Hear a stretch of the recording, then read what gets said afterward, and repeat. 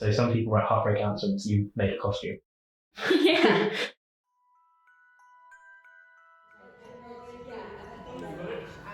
Rolling.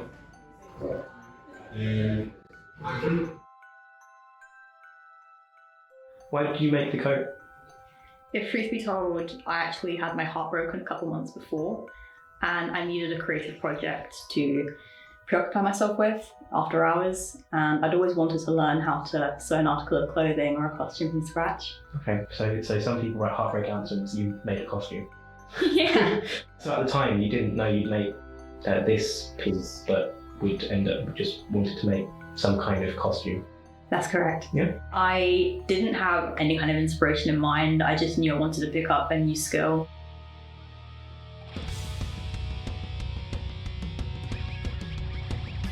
I really like villain and antagonist characters. I think their complicated personalities and psyches are interesting. The film I ultimately selected as my inspiration I chosen for 4 reasons. Number 1, the film itself passes the Bechdel test. Number 2, the story revolves around 2 female anti-heroes, both of whom are working women and they're pioneers in what they do. 3, I love the fashion. I love the 70s punk aesthetic that film has.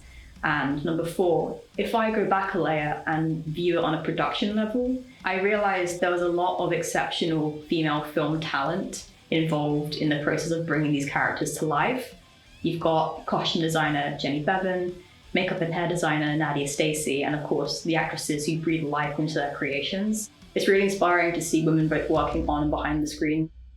I would like to be a filmmaker one day. I'm just trying to find where I fit in this industry. So I treated the film like a case study, looking at what elements made it a success, what attributes could I learn from. And I think the reason I honed in on this one particular on-screen character is because she's fearless and unapologetically so. And because she takes things to the extreme, that meant I didn't have to have a framework to stay within. There weren't any boundaries with her. So I thought that would be a lot of fun. And I really liked the idea of the polarized black and white tonal scheme. How did you design the pattern? I didn't. That's the beautiful thing about the internet. I came across this website, which is for sewing enthusiasts, and I noticed that someone else had uploaded these pattern designs.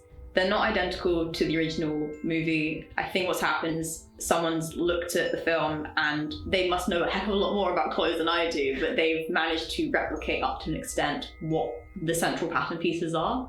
But it's then down to me to pick which fabrics and how I choose to embellish those patterns that are free online. How long did that end up taking, the creation of the coat? I was in prep for 1 month, maybe 2. This was new terrain for me. I haven't made a costume from scratch like this before. So I decided to make some miniatures to see how the pattern pieces would come together. And then my next step was to get some really cheap mock-up fabric to do a life-size version. Trust me, I made loads of mistakes, so I'm so glad I did a dummy run first. But in terms of the actual thing, I think the sewing part only took 3 weeks. Moving to the video, Seeing Spots, how did that come about? There weren't any plans originally to make a short film. I had recorded a time-lapse of me making the costume, and I'd done a few short videos to document my progress. But it wasn't until 2 Comic-Cons and a Halloween party later that I realized I didn't have a nice, ta-da, here's the final piece. And the coat was starting to look a bit grubby and a bit worse for wear by this point, so I thought if I'm gonna do something, I need to do it now. My first thought was to do a photo shoot and not a video shoot, but the idea had snowballed and it ended up being this short form fashion parody that we know today. Is this a first for you as a producer, or have you done something like this before? In short, no. I have produced and worked on short films before, but they were mostly under the umbrella of BFI Film Academy short courses and the occasional thing a friend might be doing, and I'll help out with that. This was the first time I felt properly on my own in terms of getting a project up off the ground and completed. I had the advantage of my day job. I have experience working in the editorial department of the film industry. For several years I was a trainee, and in more recent times I've been working as an assistant editor.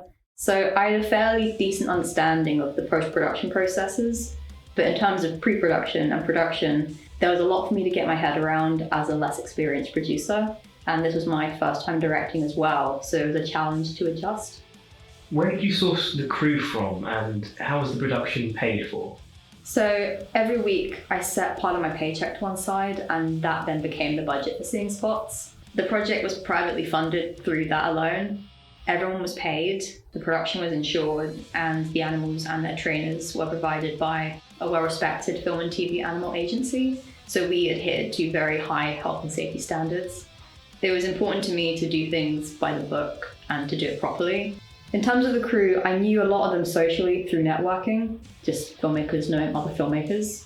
And in terms of the post-production crew specifically, a lot of them were colleagues I've worked with on previous jobs.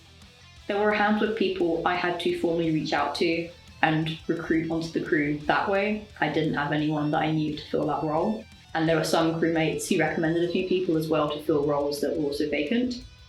The crew are a fantastic bunch of people. They're really lovely to work with. And if it wasn't for the teamwork and collaboration, this project would not be what it is. And actually without them, it wouldn't have been possible. Genuinely. I was very lucky that people were willing to give me a hand with something like this. I know that I won't make any money back on Seeing Spots. I don't own the IP, so I can't earn money from it. And I'm also avoiding film festivals for that same reason. But I am releasing it online as a fan-made parody cosplay, because at the end of the day, that's really all it is. I'm viewing the expenditure as an investment into myself as a creative. This project allowed me to explore more producer-led roles and take on more creative responsibility. No one's going to hand me these opportunities, so I have to carve them out for myself. I really want to go to film school, so I'm hoping that I can now apply to film schools with Seeing Spots as part of my portfolio.